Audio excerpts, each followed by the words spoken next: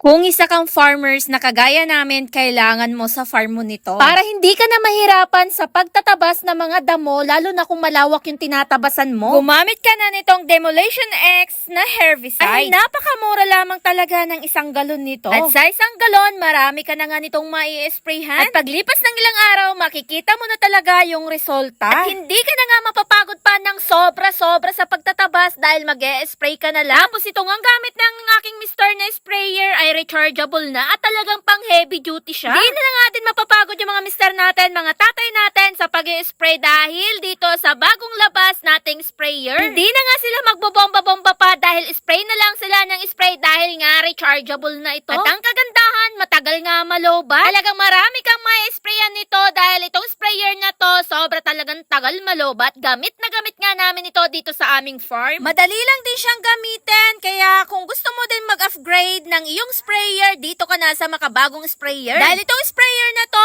meron na siyang kasamang mga nozzle. At yung inilalabas niyang tubig dito sa sprayer ay talaga namang malawak na din. Sobrang tuwa nga ng Mr. ko dito sa ginagamit naming sprayer dahil napaka-high-tech na talaga. Ilalagay ko yung basket sa baba ng video, kaya check out na!